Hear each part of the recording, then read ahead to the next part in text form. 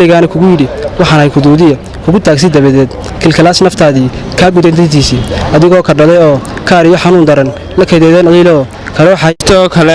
Yuusuf walaal waqti iyo jacayl maasan leeyahay oo runtii dareemo badan taabanaysa marka taana nala wadaaganaga daawadayaasha aad ma salaamaano tan walaal waqtiga jacayl ku saabsantahay inaynan isjeclaa muddo badan isla markaana waqtigu kala yeeriyay Soomaalida jacaylka Soomaalida iska garanaa ma sha Allah waxa ku sii saleysan ma marka inanka yeelanta soo isjeclaayeen inankii adigu marka hore inuu xayday inanka dhalinyarada maxay faashiga dambe waxa isla markiina inankii uu iska daayo waxa maxad buu galay masaajidku marka inankii culimada masaajidku ku beeray marka habeenada kamid meel ka soo baxay marka intii uu qaadan waayay inanka khamiis kasta ma sha Allah inankii uu sheekaysan ba marka iyada marka wax isugu jawaabayaan ana waxaan ka malaawaalay inanka saaxiibaan ahayn waxaan ka alifay murtibi isugu jawaabayaan marka iyada ka horeynaysa inta waxa horta warsan inanka warsaba la oran jiray marka waxa ka horeynaysa lagu waa habeenadan warsama maxaa dhacay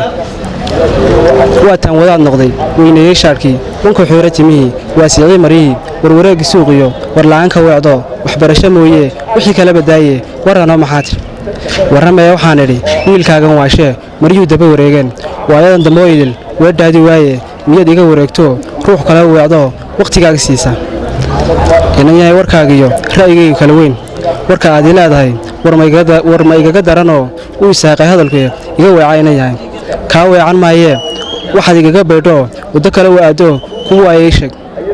warka aan ku siiye warsanay jacaylkii waayadan damooyidil wadnahaaga saaqee wajigaaga bedelee waxay jidkooyidil weeraaminayee walwal kugu abuuree warbahaalku galiyaan waxba yahay ka dhigaya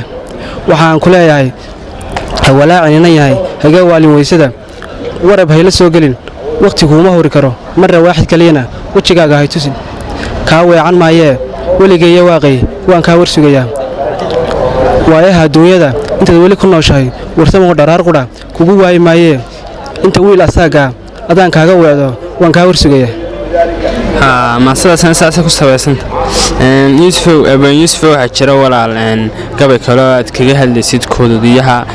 cudurkii aad iyo aad u saameeyay gobolka Togdheer aad iyo aad buu saameeyay kaana maxaad ka tiri waa ma sidaas u jirtay horta cudurkaasi xanuunkaasi magaalada boqolkiiba 90 ma ku dhici kara ayay nooran karaa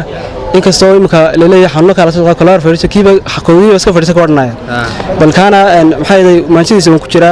laakiin ma dhameystira asaatee kan kuduudiyaha ayaan maanta doonaya halkan kala wadaago xanuunkaas maanta ka hadlaysa xanuunka kuduudiyaha waxay ugu abuurantay habeenada kamid ayaan inaa saaxiibanahay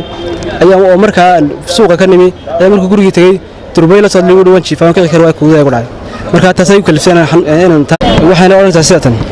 xanuun aan la ka sahayn oo la yiri kuduudiye koonkeena soo galay kologeyska aadmiga kuraamaha jirkeen iyo kal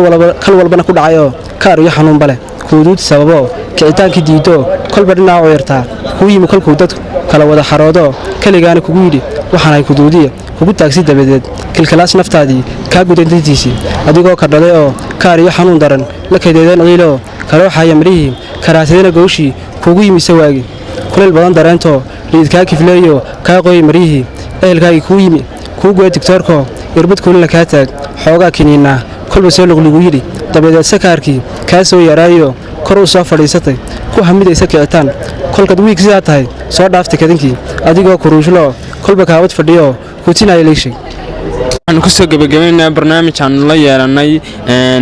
Abwaan Yuusuf Maxamed Xirfaawi waaniga Salabaan Aadan Nuux halkan naga daawanaysan waa Damal TV fadlan haday tahay markii kuugu horeysay soo baqato sanadkan waxaan u xushmad leh karaamo leh kaaga codsanaa inaad subscribe noo saagtid والسلام عليكم ورحمة الله تعالى وبركاته.